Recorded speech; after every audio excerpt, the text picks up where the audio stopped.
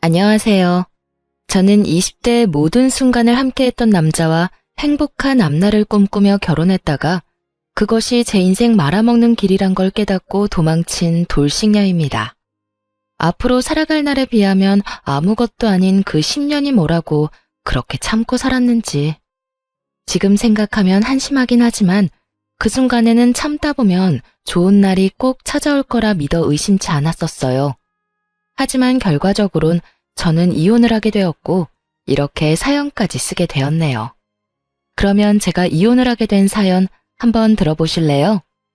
저와 남편은 앞서 말씀드린 대로 10년 가까이 만난 장수 커플이었어요. 대학교 때부터 만난 저희는 오래 만나와서인지 양쪽 집에도 서로 왕래하며 서로의 부모님은 물론 형제 자매까지도 가까이하며 잘 지내곤 했죠. 저희는 각자 취업하고 30대가 되던 해에 결혼하게 되었고 양갓집에서도 큰 반대 없이 결혼을 허락해 주셨죠. 시댁은 친정에 비해 부유한 편은 아니었는데 시부가 퇴직하며 투자를 잘못하는 바람에 집도 팔고 전세살이하고 있었고 그나마 노후 자금으로 조금 빼놓은 것이 시댁 재산의 전부였어요. 그런 시댁과는 달리 친정엔 물려받은 재산이 있었어요. 아빠가 미리 투자 목적으로 사둔 건물이 많이 오르기도 했고 공실도 없이 세도 꽤 받던 터라 생활 걱정은커녕 일을 하지 않아도 따로 모이는 돈도 있으니 이 정도면 꽤 사는 정도였죠. 이러한 집안 차이에도 부모님은 괜찮다며 두 사람만 잘 살면 된다며 저희의 결혼을 지지해 주셨죠. 하지만 막상 결혼을 준비하는 과정에서 준비가 되지 않아도 너무 되지 않은 남편의 형편에 실망스러운 내색도 하시긴 했었습니다. 직장 생활을 한 지가 언젠데 모은 돈이 그렇게 없다는 게 말이 되니? 동훈이 집이야 아버지가 그렇게 되시면서 힘들어졌다고 쳐도 동훈이는 직장 생활을 하면서 어느 정도는 모아뒀을 거라 생각했는데 이건 거의 없는 거나 마찬가지지 않니? 이래서 살림살이도 못 사겠네. 에이 엄마, 내가 돈 많고 능력 좋은 사람 만나서 결혼할 거면 동훈이랑 결혼한다고 했겠어? 엄마도 늘 그랬잖아. 젊어 고생은 사서도 한다고. 그러니까 너무 나쁘게만 보지 말고 그간 월급 받아 집안 돕는다고 따로 모으진 못했다고 좋게 생각해줘. 아휴, 누가 그걸 몰라서 이러니? 아무리 생각해도 고생은 너만 할 것 같아서 그래. 이렇듯 본격적인 결혼 이야기가 오가게 되며 남편이 수중에 가진 것이 너무 없다는 사실을 알게 되었지만 저는 상관없었어요. 남편과 시댁에선 형편상 집을 사는 것은 무리일 것이라고 저에게 솔직하게 말해주기도 했었고 제 생각엔 그건 큰 문제가 되지 않는다고 생각했으니까요. 저는 엄마에게 말했듯이 남편의 능력이나 시댁의 부를 보고 남편과 결혼하려는 게 아니었거든요. 그래서 집안 차이 정도야 대수롭지 않았고 집을 마련할 때도 굳이 어려운 남편이 아닌 상황이 되는 제가 마련하기로 했죠. 그렇게 마련한 집은 아빠의 권유로 제가 20대 중반에 사두었던 소형 아파트에서 신혼을 시작하게 되었죠. 저 덕분에 아들이 돈 한 푼 들이지 않고 자가 아파트에서 살게 되자 시모는 저에게 틈만 나면 이런 말을 하곤 했어요. 아유, 우리 예쁜 아가. 복덩이도 이런 복덩이가 또 없다. 네 덕분에 우리 아들이 집 걱정 없이 편하게 살겠구나. 나는 너희한테 바라는 거 없어. 그저 바란다면 너희가 그저 행복하게 잘 사는 거. 그거 하나 바란단다. 이렇게 저를 지나치게 치켜 세워주며 딱 하나 바라는 것은 저희가 잘 사는 것뿐이라던 시모는 신혼집으로 놀러올 때마다 이런 말도 더불어 하곤 했어요. 역시 볼 때마다 좋구나. 집도 넓고 전망도 좋고 교통편도 좋고 어디 하나 빠지는 게 없어. 교통편은 좋긴 해요. 덕분에 그이나 저나 출퇴근할 때 편해요. 그렇지? 집값도 많이 오르지 않았니? 네가 처음 이 집 살 때에 비하면 한 2배, 3배 가까이 오르지 않았니? 네? 그게 계산해보진 않아서 자세히는 모르겠네요. 내가 계산해보니 2배는 훌쩍 넘은 것 같더라. 어쩌면 그 나이에 이런 집을 마련할 생각을 했는지 다시 생각해도 넌 복덩이야. 저조차도 알아보지도 계산해보지도 않은 집값을 시모는 시시때때로 계산하고 있는 듯 했고, 그런 시모의 모습이 이상하다 싶긴 했지만 그냥 그런 사람인가 보다 하고 별 대수롭지 않게 생각했어요. 그러던 어느 날부터인가 집에 음식이라든지 장봐둔 재료들이 없어지는 걸 느끼게 되었어요. 자잘하게는 친정에서 받아온 밑반찬부터 시작해 과일, 고기, 얼려둔 생선까지 감쪽같이 없어지는 것이 아니겠어요? 남편이 먹었다기엔 늘 집을 함께 나서고 저녁을 함께 먹기에 그럴 시간이 없었고, 도둑이 들었다고 생각하기엔 음식 위주로 사라지니 참 이상했죠. 그렇다고 제가 착각을 하고 있나 생각하기엔 바로 전날 사다 놓은 소고기부터 돼지고기까지 싹 없어지니 누군가 확실히 훔쳐갔다고 의심할 수밖에 없는 상황이었죠.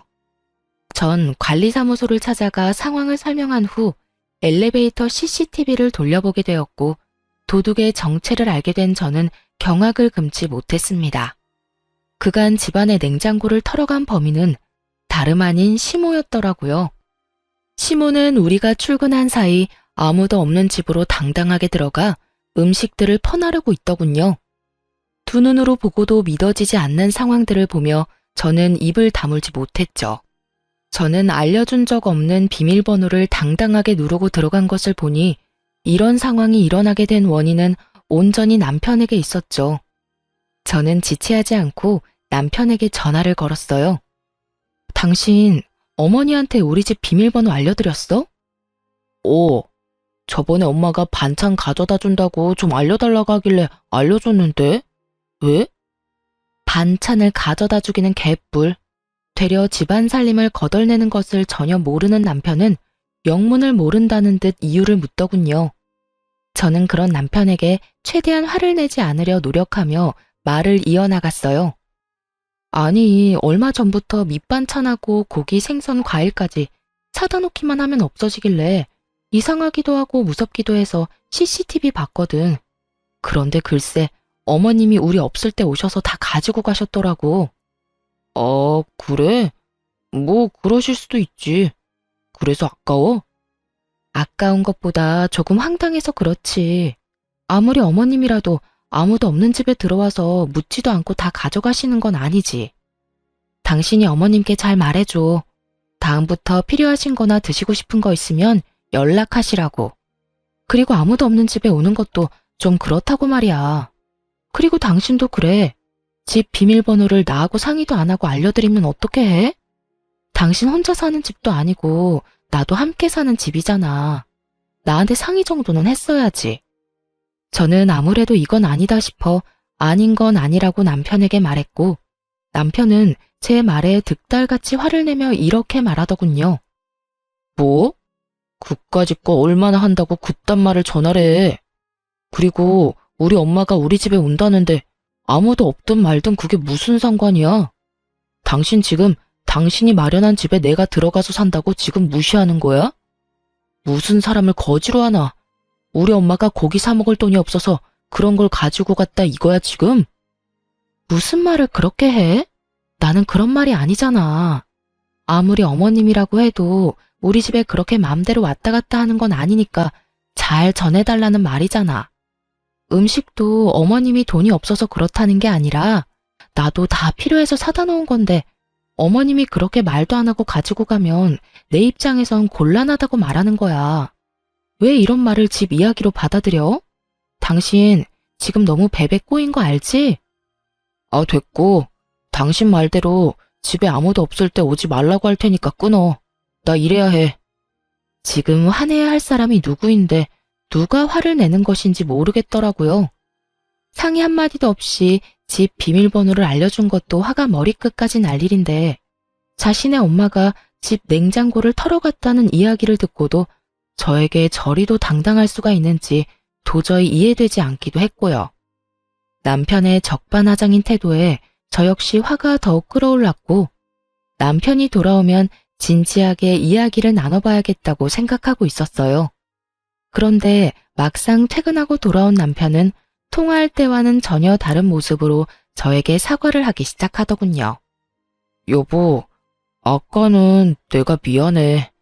회사에서 좀 안 좋은 일이 있었는데 당신한테 그런 말까지 들으니까 괜한 자격지심에 말이 나쁘게 나가버렸어.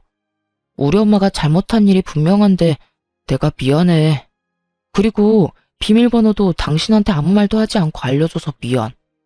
나는 그냥 엄마가 반찬 만들어서 냉장에 넣어두고 간다고 하니까 대수롭지 않게 생각하고 그냥 알려줬던 거지 다른 뜻은 없었어. 저렇게 저자세로 나오니 잔뜩 화가 났던 마음이 조금 풀리더군요. 무엇보다 회사에 있는 사람한테 전화로 그런 이야기를 했다는 것이 마음에 걸리기도 했고요. 여보, 당신 마음 잘 알겠어. 나도 당신 회사에 있는 시간에 집안일로 전화해서 미안해. 앞으론 이런 일로 얼굴 붉히는 일 없도록 신경 써줘. 나도 다른 건 몰라도 회사에 있을 땐 이런 일로 전화하진 않을 테니까. 알겠어. 엄마한테 앞으로 집에 마음대로 오는 건 자제해달라고 좋게 이야기할게. 당신 곤란하지 않도록 잘 이야기할 테니까 이제 걱정하지 마. 이 사건 이후 남편이 말을 잘하긴 했는지 시모가 아무도 없는 집에 오는 일은 없었어요. 그런데 주말처럼 우리가 쉬고 있을 때 집으로 오는 날이 잦아졌고 그럴 때마다 음식을 대신해 아예 다른 걸 사달라고 부탁하더군요. 어느 날은 누가 봐도 티나게 억지 장기침을 하더니 공기청정기가 없어 그렇다며 하루 종일 기침을 해대는 바람에 공기청정기를 사드렸고 어느 날은 우리 집 TV가 크고 좋다고 하며 하루 종일 TV 타령을 하는 바람에 남편이 결국 TV를 바꿔준다고 하고 나서야 집으로 돌아가더군요. 무슨 5살짜리 애도 아니고 갖고 싶다고 떼쓰는 모양새와 다름이 없었고 올 때마다 한두 푼짜리도 아닌 가전제품들을 뜯어내니 시모의 방문이 무서울 지경이더군요. 그렇다고 해서 딱 잘라 안 된다고 하기에도 좀 그런 상황이었고요.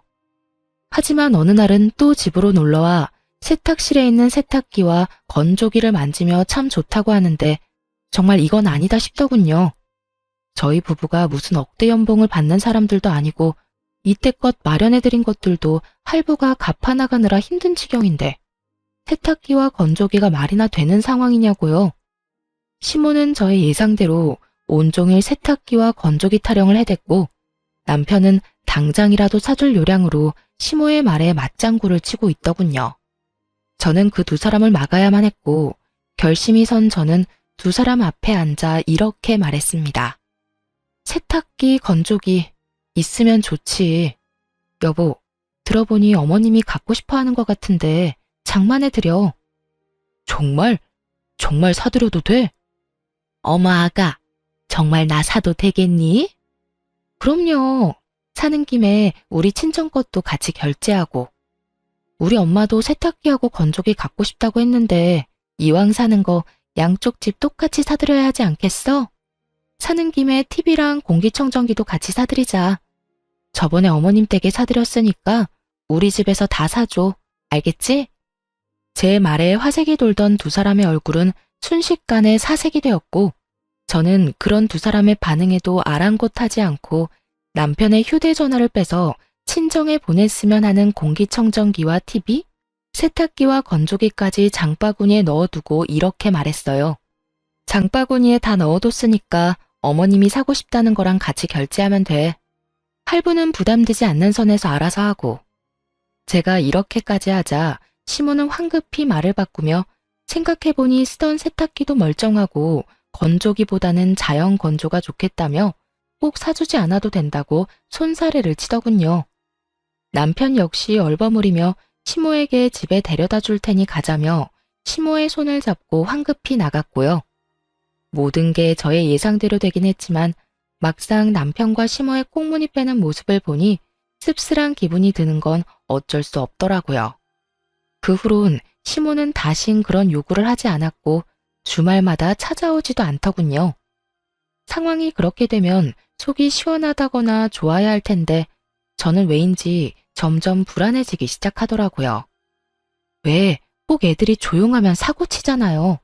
딱 그런 기분이 들며 좋은 게 아닌 날을 보내고 있었어요.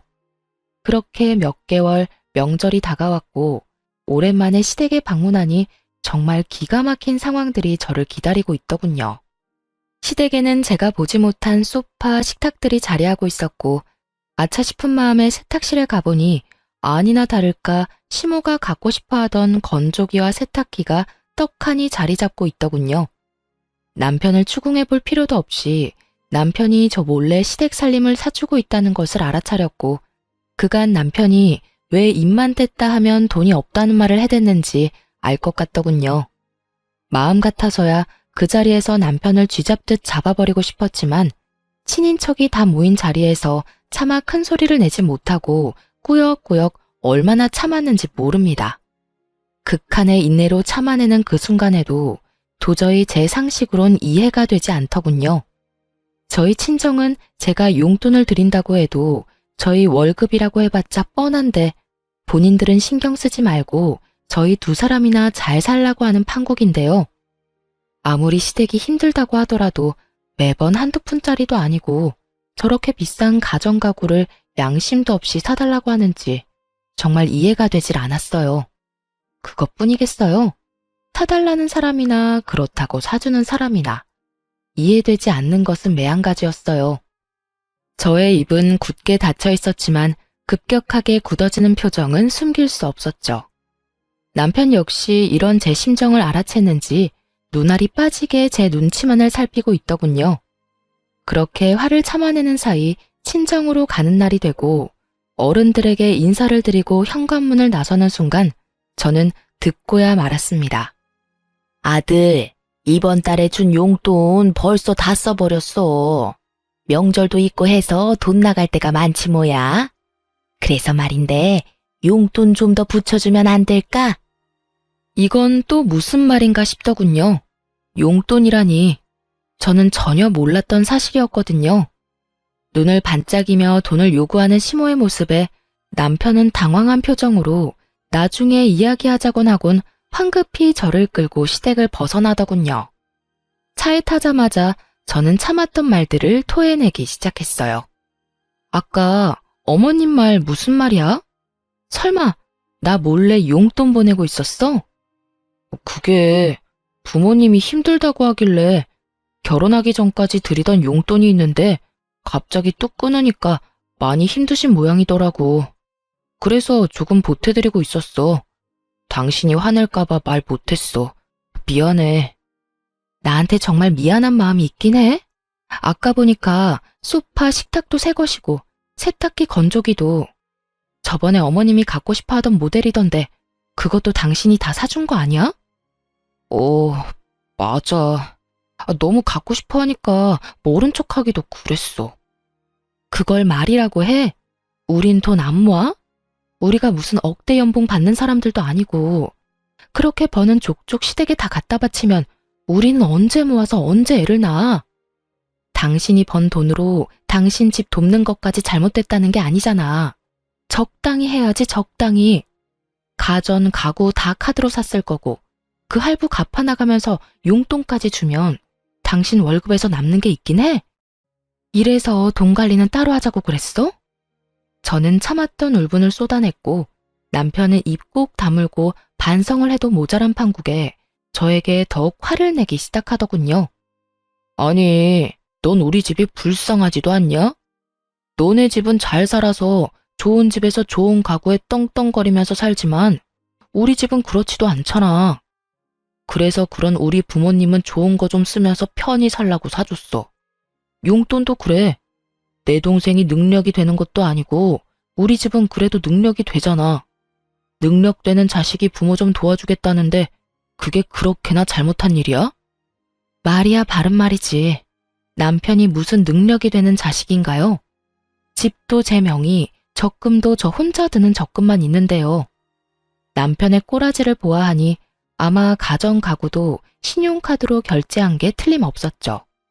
땡전 한 푼 없는 빚쟁이가 저리도 큰 소리를 치는 꼴을 보니 참 한심하기 그지없더군요. 지난 10년 세월 동안 왜 저딴 놈인지 몰랐는지 제가 한탄스럽기도 하고요. 그렇게 한참 친정으로 가는 내내 저흰 차 안에서 크게 싸웠고 친정 앞에 도착하자 남편은 저만 내려둔 채 혼자 차를 몰고 가버리더군요. 연애할 때부터 화가 나면 혼자 화를 가라앉히는 것이 남편의 루틴이긴 했지만 명절에, 그것도 결혼하고 처음 맞이한 명절에 저딴 식으로 행동하니 어이가 없더라고요. 이미 가버린 사람 끌고 올 수도 없는 노릇이고 어쩔 수 없이 혼자 친정집에 들어갔어요. 남편은 그래도 신경이 쓰이긴 했는지 부모님께 전화를 걸어 회사 일이 너무 바빠 저를 집 앞에 내려다주고 바로 회사로 왔다며 죄송하다는 말을 해놓긴 했더라고요. 그나마 친정 부모님껜 큰 걱정 끼치지 않고 명절을 마무리할 수 있었죠. 그때쯤 되자 저의 마음은 이미 제 생각보다 많이 상해버린 후였고 매번 시댁 일 때문에 큰 소리가 나는 것도 점점 지쳐가더군요. 그 후 남편과 화해 비슷한 걸 시도하긴 했지만 명확히 해결된 것은 없었고 그저 표면적으로 화해를 했을 뿐 저희는 꼭 필요한 말만 주고받는 대면대면한 사이가 되어가고 있었습니다. 그렇게 저의 마음이 상해가던 어느 날 회사에서 일을 하고 있는데 갑작스럽게 고열이 나기 시작하더니 기운이 하나도 없더라고요. 그래서 급하게 오후 반차를 쓰고 병원에 들렀다가 오후 2시에 집에 도착했어요. 그런데 현관에 남편 신발이 떡하니 보이는 거 아니겠어요? 설마 했는데 집에서 컴퓨터를 하고 있는 남편과 마주치게 되었죠. 분명 아침에 저와 함께 출근을 했던 남편인데 집에 있으니 무슨 일인가 싶더군요. 처음엔 저처럼 몸이 좋지 않은가 싶기도 했지만 저를 발견하고 화들짝 놀라는 남편의 모습에 수상함을 느끼고 남편을 추궁하기 시작했죠. 당신 왜 집에 있어? 회사는? 그게 어떻게 된 일이냐면, 그게 말이지 여보. 말 흐리지 말고 똑바로 말해.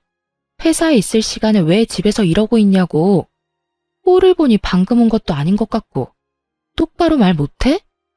저의 추궁에 남편은 한참을 망설이더니 충격적인 사실을 털어놓기 시작했어요.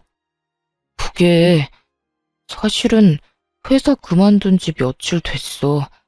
아니, 강 과장 그 자식이 하루가 멀다고 날 못살게 굴잖아.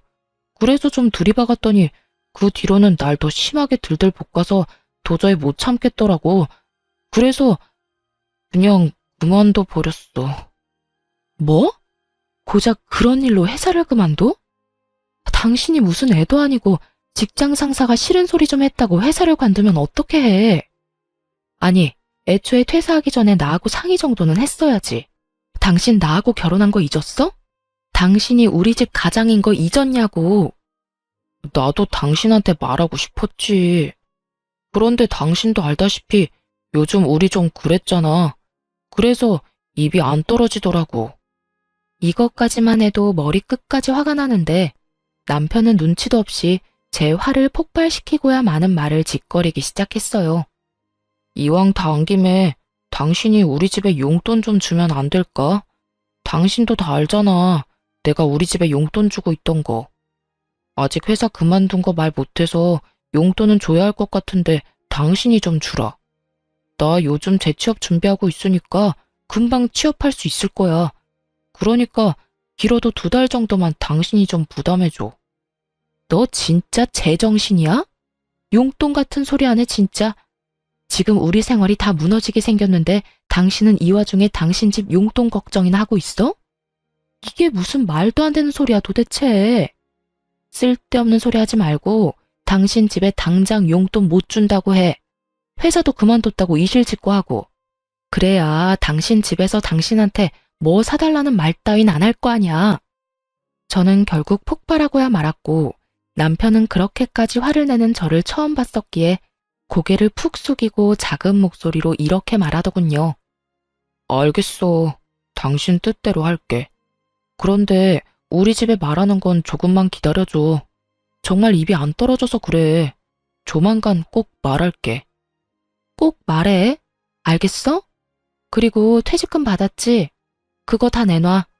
당신한테 뒀다간 그거마저도 어디에 어떻게 쓸지 믿을 수가 없으니까. 알겠어. 정말 이때쯤엔 이혼하고 싶은 마음이야 굴뚝이었지만 그간 함께한 세월이 뭔지. 남편이 힘든 시기에 이 사람을 버린다는 것이 생각처럼 쉽지 않았고 무엇보다 그때까진 남편을 사랑하는 마음이 남아 이런 힘든 시기도 다 지나겠지 하며 애써 이혼에 대한 마음을 억눌렀죠. 그나마 다행인 것은 남편은 퇴직금의 일부로 카드값을 다 갚은 뒤였고 남은 퇴직금으로 한동안은 생활이 가능했던 터라 남편이 자신이 뱉은 대로 빨리 취업만 한다면 큰 어려움이 없는 상황이었죠. 물론 남편도 많이 반성한 것 같고 앞으론 상황이 점점 나아질 거라 믿었고요. 하지만 이런 저의 예상은 심으로 인해 산산조각이 나고 말았습니다. 남편의 용돈이 끊어지자 시모는 저에게 득달같이 연락을 하더군요. 아가, 혹시 바쁘니? 조금 바쁘긴 한데 잠시 통화할 시간은 돼요. 왜 그러세요? 무슨 일 있으세요? 그게 아범이 주던 용돈이 끊겨서 말이다. 들어보니 네가 돈 관리하기 시작했다고 하던데 우리한테 주던 용돈 좀 입금해다오. 어머님, 저희도 요즘 생활 힘들어요. 그래서 드리는 말씀인데 한동안은 용돈 못 드려요. 뭐? 용돈을 못 줘? 너희가 한 달에 버는 돈이 얼만데 그까짓 돈 몇 푼이나 된다고 그걸 못 준다고 쪼잔하게구니? 그러지 말고 좀 붙여주렴. 말이야 바른 말이라고. 그게 다 네 돈이니? 내 아들 돈이지 않니? 시모 말을 들어보니 남편은 아직 시모에게 퇴직 사실을 알리지 않은 듯했어요. 당장이라도 남편이 백수라는 걸 알려버릴까 싶기도 했지만 남편의 부탁도 있고 해서 그저 안 된다고 딱 잘라 말하곤 전화를 끊어버렸습니다. 그 뒤로도 시모의 연락이 오긴 했지만 전 다 무시해버렸고 상황이 그렇게 되자 시모는 다시 저희 집을 들락날락하며 음식들을 다시 훔쳐가기 시작하더군요. 그까짓 고기, 과일이 얼마나 한다고 그렇게까지 예민하겠구냐 하는 분들도 계시겠지만 제가 챙겨주는 것도 아니고 훔쳐가듯 가지고 가니 기분이 상하는 건 당연했어요. 거기에다 매번 일주일치 장을 봐서 넣어두는데 그것만 해도 10, 20만 원 훌쩍 넘기는 건 다반사거든요. 그걸 하나도 남기지 않고 매번 털어가 버리니 장을 봐도 끝이 없었고 그 금액도 상식선을 넘어가기 시작하더군요. 그쯤 되니 전 도저히 참을 수가 없었고 남편에게 다시 한 소리 하게 되었죠. 오늘 어머님 또 다녀가셨어? 어? 나도 몰라. 오늘 나 면접 다녀온다고 집에 없었거든. 왜? 또 뭐 없어졌어? 아, 진짜 어머님 왜 그래? 매번 이게 뭐야? 장 봐놓으면 싹 가져가시고 또 다시 장 보면 또 와서 가져가시고 우리 생활도 빠듯한데 매번 두 집 살림 살아야 하잖아. 당신이 해결 좀 해봐. 이번 달 식비만 해도 100만 원 넘긴 지 오래라고. 정말 해도 너무한다고 생각 안 해? 한 번만 더 이런 일 있으면 당신 입장이고 뭐고 회사 그만두고 백수 됐다고 다 말해버릴 테니까 그런 줄 알아? 뭐? 당신 말 참 너무하게 한다. 이게 다 당신이 우리 집에 용돈 안 줘서 그런 거잖아. 진작에 용돈 줬어 봐라. 우리 엄마가 이런 짓을 했겠어? 어디서 내 탓으로 다 돌리고 있어? 잘 들어. 이건 다 나하고 상의도 없이 회사를 그만둔 당신하고 아들 집 냉장고를 마치 자기네 집 냉장고인 양 생각하는 어머님의 이상한 사고에서 벌어진 거야. 그러니까 가짠지도 않게 내 탓으로 돌릴 생각 말고 해결이나 잘해. 알겠어? 저는 단호하게 집어주었고 이런 저의 태도에 남편은 틀린 말이 하나 없다고 느꼈는지 입을 다물어 버리더군요. 입을 다문 것과는 별개로 남편은 자존심이 상할 대로 상해버렸는지 알바라도 나가겠다며 쿠팡 일용직 알바를 다니기 시작했죠. 그런 남편의 모습이 안쓰럽기도 했지만 그렇게 해서라도 정신을 차리기를 바라는 마음에서 굳이 말리진 않았어요. 그 후 현관 비밀번호는 바꿔버렸고 시모의 연락은 여전히 다 피해버림으로써 더는 저의 가정에서 큰 소리가 나는 일은 없었습니다. 그렇게 몇 달 남편은 취업을 준비하며 여전히 알바를 다니고 있었고 여전히 저희 둘 사이는 좋진 않았지만 더 이상 나빠지지도 않았죠. 부부 사이가 대면대면하다고 한들 이혼까지 생각한 건 아니었는데 도저히 이혼하지 않고서는 안 될 일이 벌어졌어요. 그날은 남편의 동생이 결혼 발표를 한다며 시댁에 모이기로 한 날이었어요. 그간 연락을 대놓고 피했던 터라 시댁 방문이 달가운 것은 아니었지만 다른 것도 아닌 결혼을 한다는데 참 빠질 수도 없는 노릇이라 눈 딱 감고 시댁으로 가게 되었죠. 긴장감을 안고 현관문을 열었더니 시모와 식구들이 활짝 웃으며 저를 반기더군요. 아가 왔니? 오느라 힘들었지? 어서 들어와서 앉거라. 내가 너 좋아하는 음식도 잔뜩 해놨단다. 네? 아, 네. 감사합니다. 감사는 무슨, 식구끼리 그런 말 하지 말거라. 나 섭섭해지려고 해? 이상하리만큼 상냥한 시모를 보며 저는 경계심 가득한 태도로 시모를 바라봤죠. 도대체 왜 이러나 하는 불안한 생각이 들며 조마조마하게 눈치만 살피던 순간 시모가 속내를 드러내기 시작하더군요. 아가, 너도 알다시피 우리 둘째가 좋은 여자가 생겼다고 하는구나. 네 동서대래가 글쎄 대기업에 다니고 있다지 뭐냐? 아, 그래요? 능력 좋은 동서가 들어오겠네요. 축하해요, 도련님. 그래서 말인데 그 집에서 글쎄 34평 아파트를 마련해서 왔으면 한다고 하지 뭐야. 너도 알다시피 우리가 그런 돈이 어디 있니? 우리도 전세 사는 마당에 그렇다고 해서 둘째가 모아둔 돈이 있는 것도 아니고. 설마 싶더군요. 한두 푼도 아니고 설마 저에게 지불해달라고 하는 건가? 하는 생각 말이에요. 하지만 불행히도 저의 설마는 맞아떨어졌고 시모는 제게 맡겨놓은 집이라도 되찾는 사람 마냥 더 뻔뻔하게 굴기 시작했죠.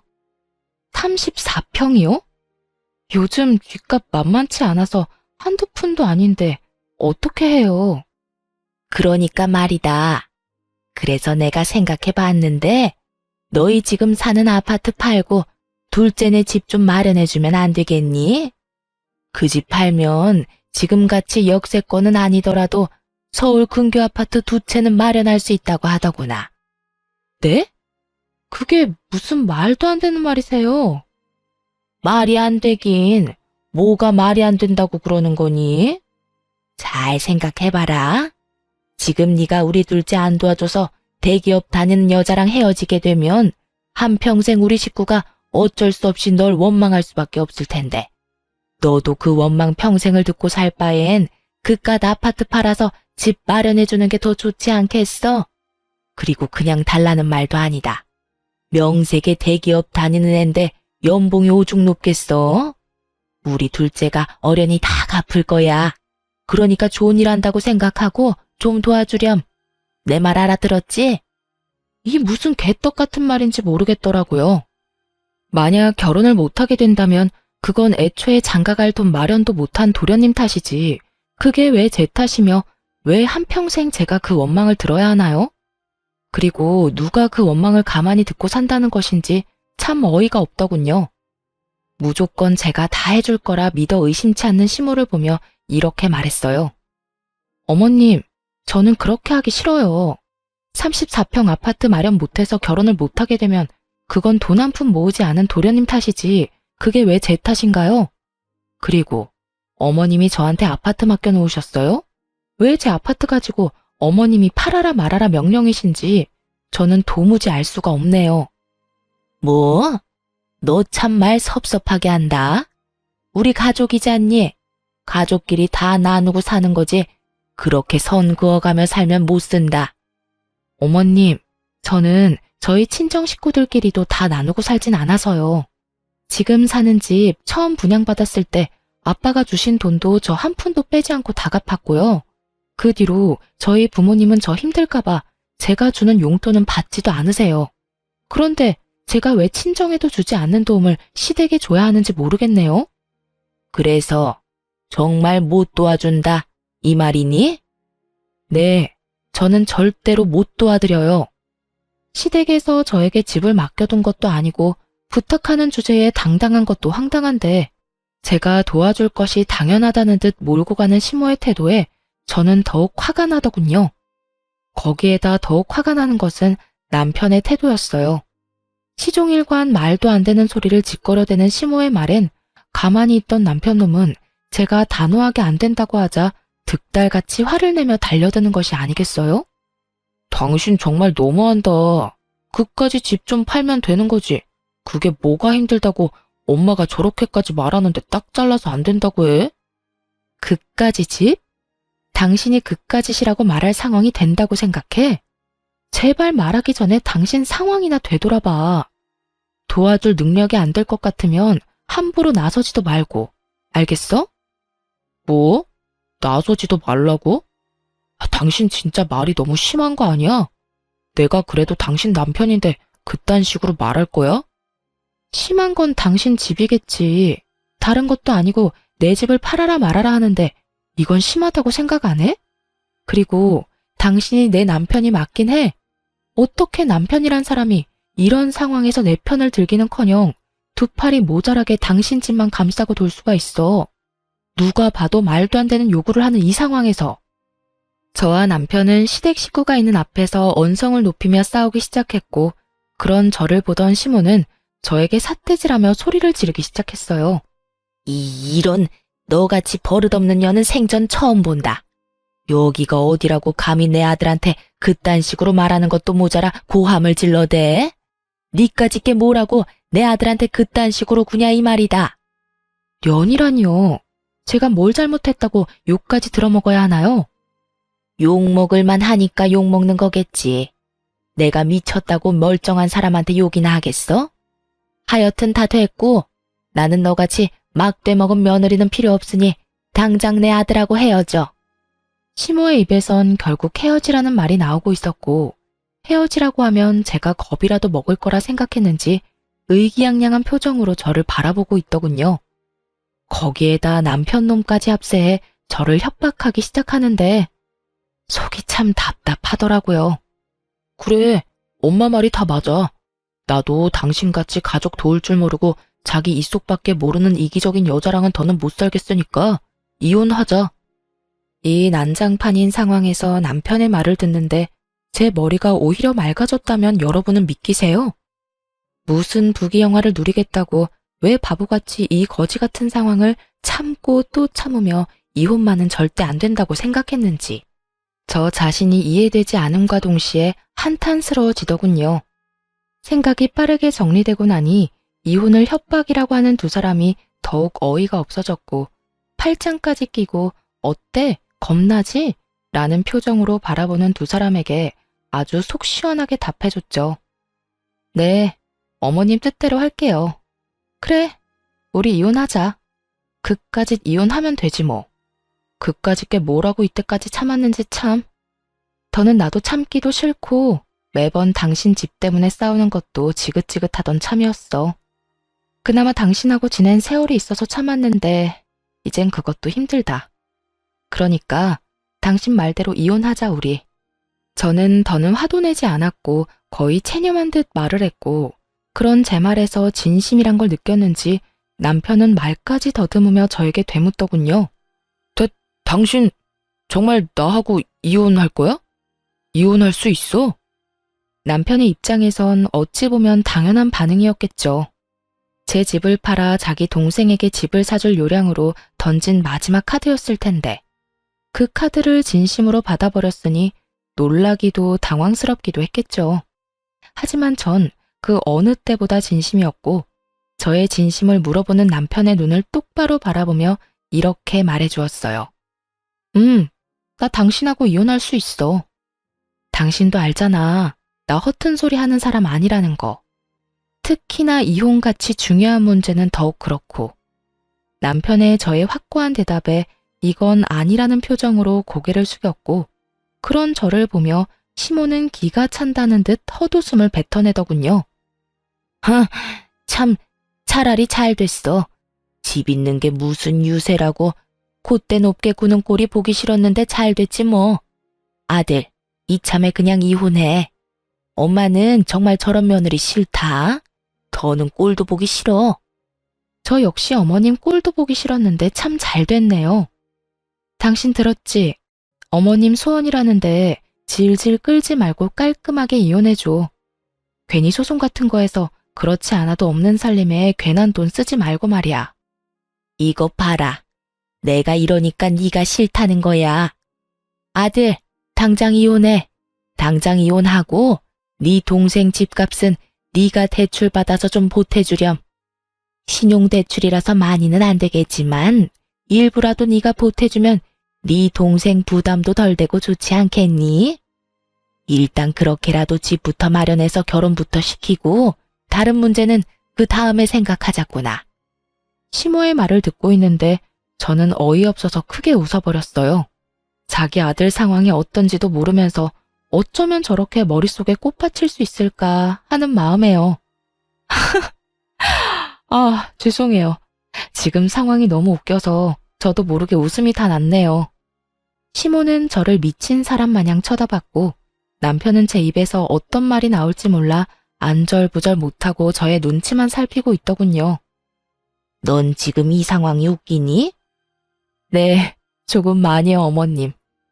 지금 어떤 큰 계획을 세우고 있는지 알겠는데요. 아마 그렇게는 안 될 거예요. 뭐? 그게 무슨 소리야? 어머님 그 잘나신 아들이요. 회사 과장이 싫은 소리 좀 했다고 회사 때려치우고 백수된 지 오래됐어요. 아, 일용직 알바라도 나가고 있으니 백수는 아닌가? 뭐라고? 너 그게 사실이야? 시모는 인상을 잔뜩 구기며 남편에게 물었고 남편은 한숨을 크게 내쉬며 모든 사실을 털어놓았어요. 어쩌다 보니 그렇게 됐어. 그러면 우리 둘째 집은? 결혼은? 넌 왜 진작 엄마한테 아무 말도 안 한 거야? 아니, 그리고 회사까지 그만둔 마당에 넌 뭘 믿고 이혼을 하자고 말한 거야? 그거야. 엄마가 먼저 헤어지라고 하니까 나도 홧김에 그런 거지. 그리고 누가 진짜 이혼하자고 할 줄 알았나? 그야말로 오합지졸이 따로 없더군요. 한심해서 저를 몰아세울 때는 언제고 이젠 서로 잘못했다고 따지고 드는 꼴이라니. 정말 볼만하더라고요. 그렇게 한참을 옥신각신하던 두 사람은 아무리 생각해도 제가 가진 집밖에 답이 없다 싶었는지 제 눈치를 급하게 살피기 시작했고 구질구질하게 매달리기 전에 전 최후의 한 방을 날려버렸습니다. 이제 와서 제 눈치 살펴도 소용없고요. 저 사람이 일용직으로 일하는 회사가 그래도 큰 회사니까 대출이라도 알아보세요. 일용직이라 원하시는 만큼 금액이 나올지는 모르겠지만요. 그럼 저는 가볼게요.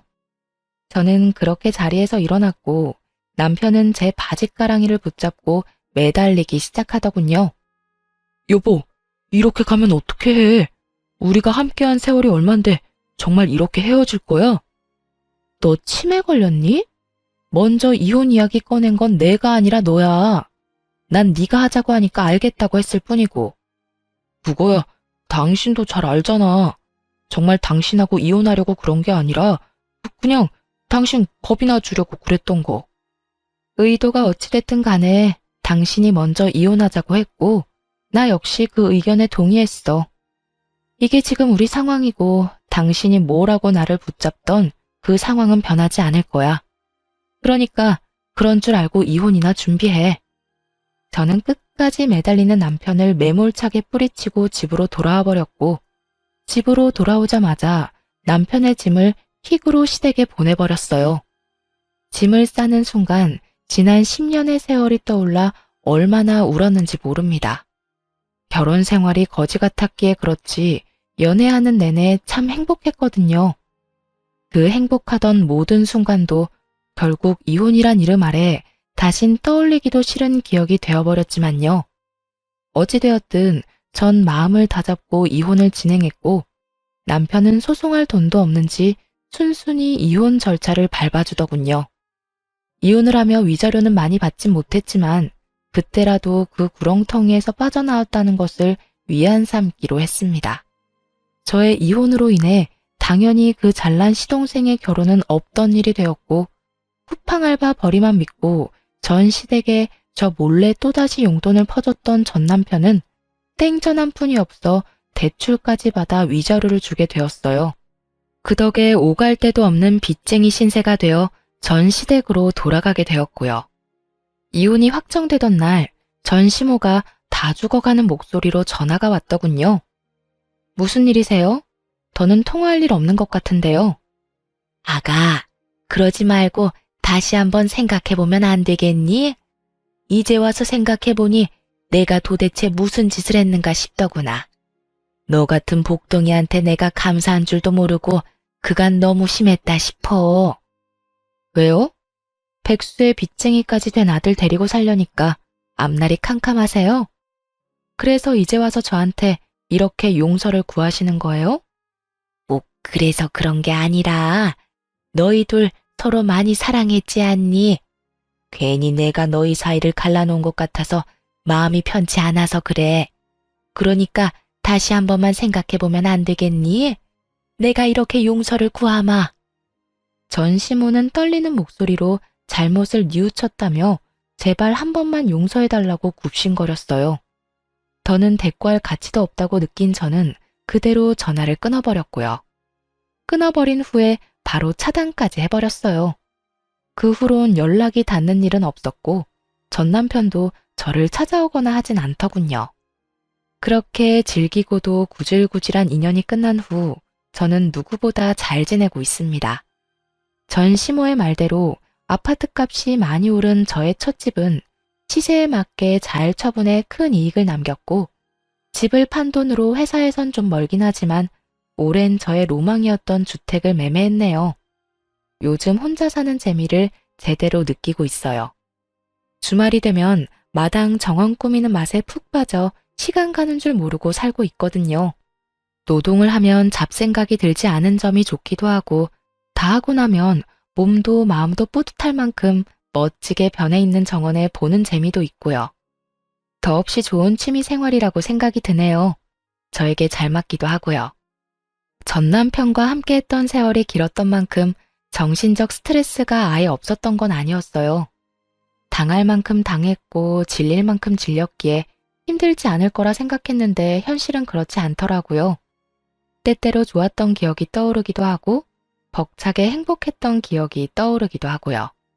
그렇다고 해서 후회는 하지 않으니 좋았던 건 좋았던 대로 두면 언젠가는 무뎌질 거라 생각하고 있어요. 그리고 생활이 안정되고 혼자 된 생활에 적응하고 나니 진작 이혼할 것을 왜 꾸역꾸역 참고 살았나 싶은 생각이 들기도 하고요. 이 정도면 꽤 만족스러운 이혼 후기 아닐까요? 이로써 저의 긴 사연은 끝이 났습니다. 제 사연 들어주신 모든 분들 감사합니다.